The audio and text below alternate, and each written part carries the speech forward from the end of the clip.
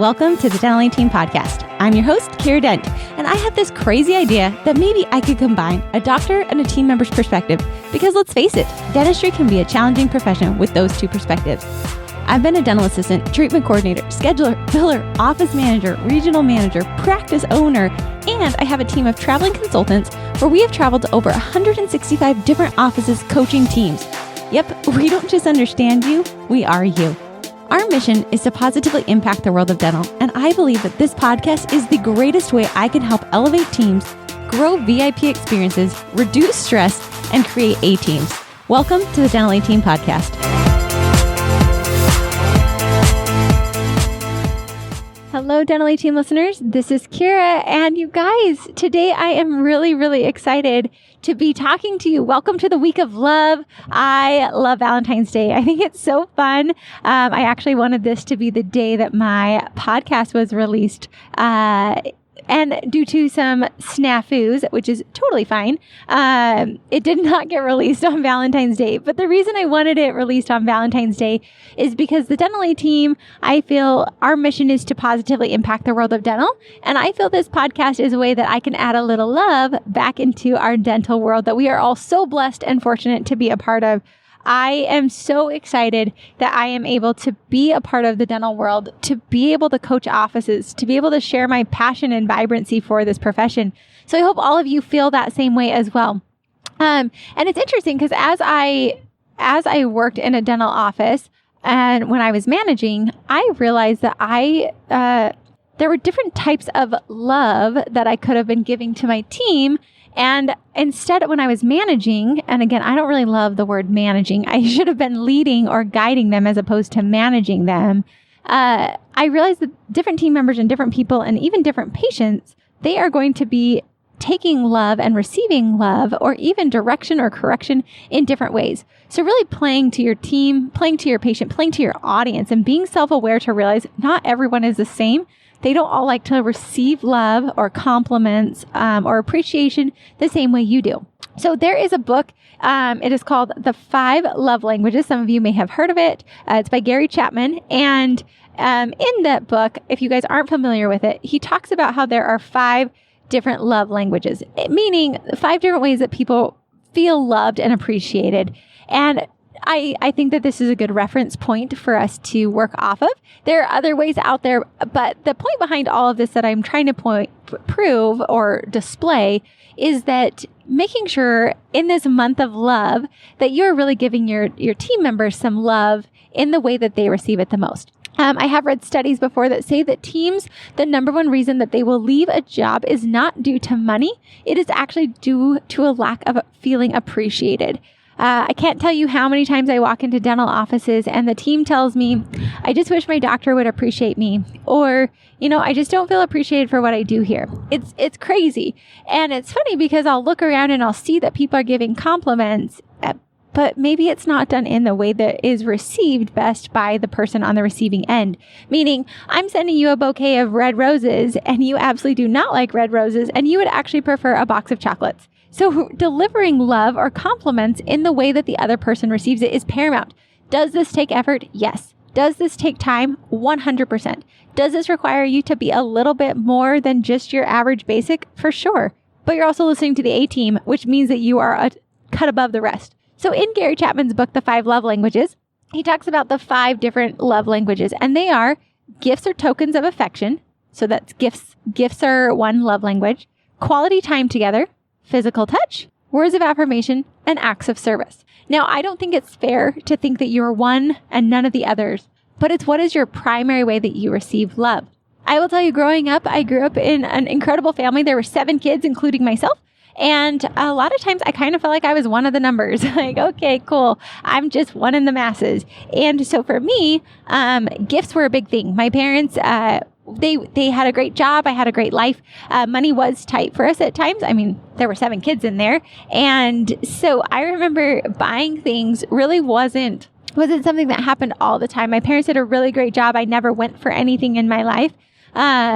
as far as needs are concerned, of course, I wanted things that I did not receive. Who does not? But so for me growing up, gifts was a really big deal. That's how I received love.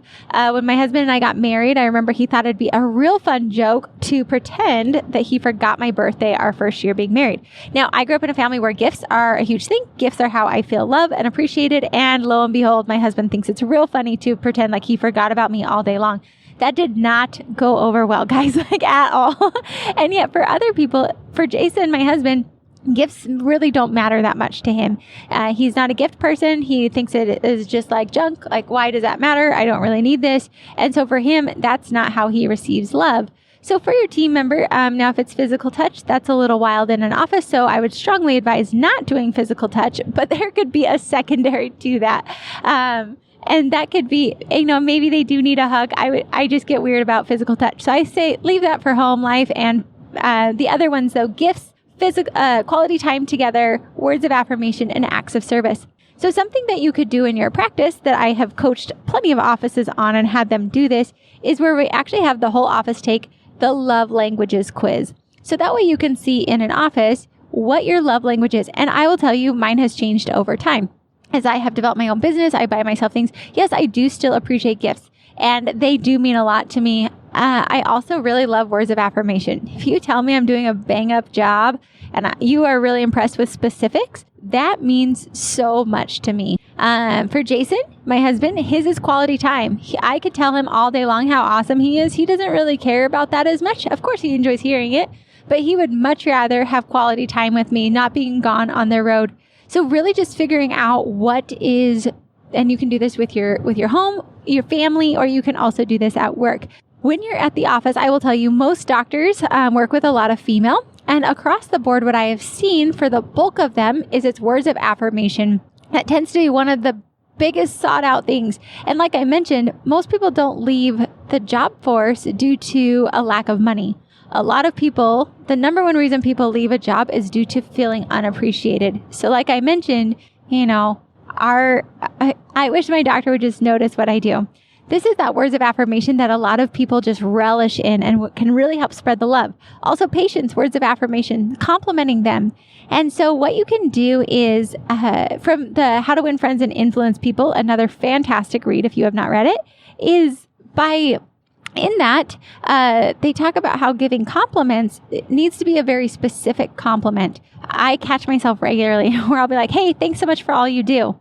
Well, cool. That's just a really nice phrase. And although that is technically words of affirmation, it's not very specific. So ramping that up to making it so it's very specific. So for example, hey, Kiera, thanks so much for getting that same day crown in. I know you had to work a lot to do that. Thank you so much. I noticed you flipped that room really quickly. That's very specific. That keeps people sticky, and it might be out of your comfort zone. That might not be you.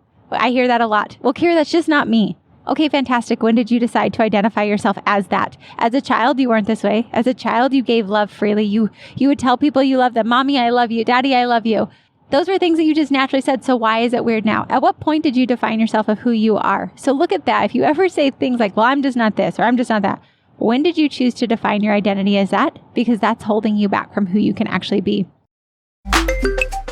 Hello, Dental A Team listeners.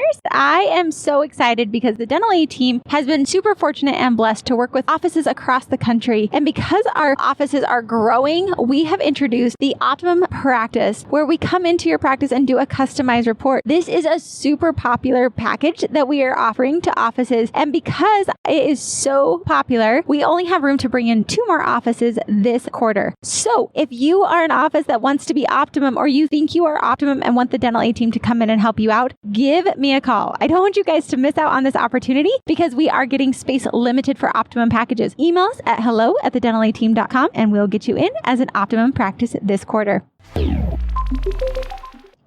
So back to love languages with your team, I would strongly advise you get to know each team member and find out what motivates them, what makes them feel appreciated. I know on my team, I have certain team members who they just relish in words of affirmation. I could pay them $1 million and that would not mean nearly as much to them as me telling them, you guys know my words are not really $1 million worth of coolness. That was a pretty bad example. What I was trying to say is adding more production or adding more offices to this person's life would not mean as much to this person as if I were to tell her how great of a job she is doing in specific ways. She's the person that I will write cards for. She is the person that will get an email from me just to tell her that I noticed something, because I know that means a lot to her. Other people on my team really enjoy gifts. Fantastic. I will send them to them. And it's funny because I usually notice that people love to give gifts to other people. And it's, we think, well, we do the same thing for everyone. And I would suggest as a management and a leadership style that you actually take the time to figure out what your team member is motivated by and what is the way that they receive appreciation. Yes, you can be that specific. You can ask them, what is your preferred love language? What motivates you? Is it money? Is it time off from work? Is it just having a good, secure job? There is another thing of 6 human needs that Tony Robbins talks about. And I really love the 6 human needs from Tony Robbins, because this also helped me see that every person has all these human needs of things that we need, but it just depends on which one is going to be our top one. So when you look at it, Tony Robbins says the 6 human needs are certainty, the assurance that you can avoid pain and gain pleasure, uncertainty and variety, the need for the unknown, change, new stimuli, adventure, significance, a feeling of unique, of value, important, special, or needed, independent, connection and love, a strong feeling of closeness or union with someone or something, growth, that is going to be an expansion of capacity, capability, and understanding, and contribution, a sense of service and focus on helping, giving, and supporting others. So between these 2 tools, the 5 love languages and the 6 human needs that Tony Robbins talks about, finding out what your team member needs. Again, it could be that they want love. That's going to be your love and connection. It could be that they like significance. Most people, I will tell you across the board from Tony Robbins' 6 human needs, is a need for significance and a need for certainty. That is what the vast majority of people have. Again, we have all of these. All of us have the 5 love languages. All of us have the 6 human needs. It just depends what our dominant one is. So I have found that there are certain people in this world that I just really, really like a lot, and I enjoy being around them. And I study these people because I notice that I am not the only person that likes to be around them. And I've started to wonder what makes these people different. And these are the things that I have found across the board when I'm sharing tips of love and how to grow your practice today. One is that these people are just genuine and authentic. So that's fantastic. Okay. That really doesn't have a lot to do with what we're talking about today, but I think that that is an important key factor about these people. The next thing I notice is they tend to give me what I need based on my love languages and my 6 human needs. So I have a friend. I love to talk to him. He is fantastic. And he's one of my best friends. You guys know him, Justin. He's been on the podcast. Justin, when I talk to him, I have a need for significance, guys. Like, I like to be important and I like words of affirmation. I don't know if Justin does this intentionally or if he just is good with people, but Justin fills my bucket for significance. He tells me, Kiera, you're kicking butt as a dental consultant. Like, I am so proud of what you have built and who you were. I've watched you through this process. Like, I am so proud of you. And in doing so, he also fills my need for words of affirmation. I have started to watch to see certain other people that I really, really relish to be around, and they do similar things. They fill my bucket of what I really want in the way that I receive it. I remember when I was dating some different guys, there was this one guy and he and I had very different love languages. So for him, words of affirmation, yep, that did not jive with him. And for me, quality time, yeah, that's never been my thing. Again, where did I define myself on that? I got to look back and figure that out so I can rewrite that story. With him, I remember he made a really interesting comment while we were dating. And he said, you know, Kiera, it'd be so much easier if we had the same love language. I had thought about that a lot as I was dating, and then I married Jason, who, again, I have very different needs and love languages from him. And what I came to realize is, while, yes, it would be easier if the people around us received love and their human needs could be met in the same way ours are, that is also, yes, if you have those people in your life, fantastic, they'll be very easy for you. But the people who are different than you, who have different human needs as their top ones, who have different ways that they receive love, those are the people that will help elevate you and grow you to a higher version of yourself and allow you to expand. I did not realize how to give quality time. I thought quality time meant like 4 hours on the couch just hanging out. Nope, that's not quality time. Quality time can actually be 2 minutes where I'm fully engaged in a conversation on the phone with Jason instead of checking my emails while I'm talking to him. It was not the amount of time, it was the quality of the time I was giving him. I did not realize that. I always thought I meant I had to give him like 6 hours of uninterrupted time, or I was like hanging out with him on the couch. That was an interesting thing for me to grow and to develop and to realize, you know what, the person in the office that I'm working with, if they need quality time from me, that can be done in a 1-minute conversation where they know I am solely intent focused on them and they feel like it was quality. Other things of gifts, making sure it's gifts that they want, things that are, you know, in their interest world. That takes time finding out who they are. I will tell you though, if you want a dynamic team, a team that sticks with you, a team that you can have those crucial conversations with because they know that they're loved, find out what makes them tick and deliver love in the box that is perfect for them. Not the box you choose for them, the box that's perfect for them. What I did with my team, to give you some tacticals, is I met with each of them individually. I asked those specific questions. Hey, how do you receive love? Let's take the 5 love languages. What is your top way? Let's also take the 6 human needs test. Guys, people love to take tests to find out about themselves and to tell you about themselves most of the time.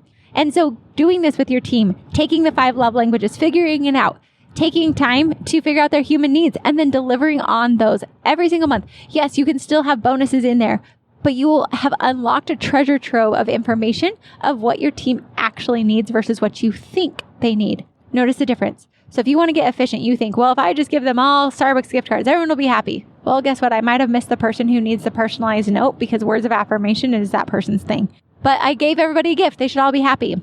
No. So even though we think we're being efficient by mass delivering, we're actually being very inefficient because it's not being delivered and received in the way we had intended. So taking time to get to know your team. Team members, get to know what your doctor wants. Get to know what your other team members like and start to deliver. This helps you become a dynamic person that people want to be around, that crave to be around.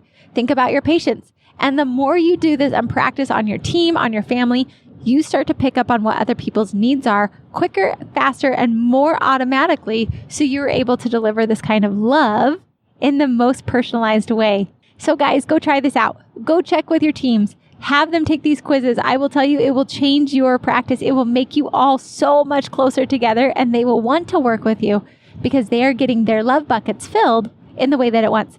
I did have a male doctor. He told me, Kiera, words of affirmation. Most of my team wants that. What am I supposed to do? This is so awkward. I don't know what to do. So what we did is on his whiteboard, and if his team's listening to the podcast, this could get really weird, but it's fine. On his whiteboard, we decided to disguise it so they wouldn't know what it was. And we just put initials of each team member on his board. He had a pretty big team, so it was pretty easy to put it together where you wouldn't figure it out. And he had Monday, Tuesday, Wednesday, Thursday, Friday. And he would do check marks of whichever team member he gave the specific words of affirmation to, meaning a very specific compliment, and would check it off every single week. And he did this because he knew this was something he was not naturally inclined to do, but his team needed this. He started working on this, and I giggled because it was so ridiculous. So we made this graph on his whiteboard, and this is something that I did with him in an office. That feels like a silly use of my time. No. This is what his team needed to feel valued, appreciated, and want to stay with him. So guys, go spread the love. Look for this. Take the love languages. Go look at the 6 human needs. See what it is for you. See what it is for your team. And make sure your team is there with you. You guys, I am so grateful for you. And as a little additional love, thank you. Thank you for being a part of the Dental 18 podcast. You guys, I have so much love for you. I see you liking our posts on Instagram. I see you commenting. You write me messages on Facebook and Instagram, and you send me personal messages. You email me at hello@thedental18.com. I appreciate this. You ask questions. I just had an office manager reach out telling me she's a brand new office manager, and she realized, hey, maybe I didn't handle this the right way. Kiera, how would you have handled it? Thank you, guys. Thank you. Thanks for filling my bucket. Thank you for actually using this podcast for what it was intended to be, to rise you and your team to the highest level you possibly can go. And my job is to positively impact the world of dental. So if I can change you and your team, how many more lives will we impact together in this unified Dental 18 family? All right, guys, go have the best love week, and I will catch you next time on the Dental 18 podcast. Thank you for listening. Thank you for being a part of our Dental 18 family. Now, we're going to take it to the world. So help us out. Help us positively impact the world of dental by leaving us a review, leaving us 5 stars, This is how we can spread it to the masses and help even more people grow to a better version of themselves. Thank you guys so much, and thank you for being a part of my Dental 18 family.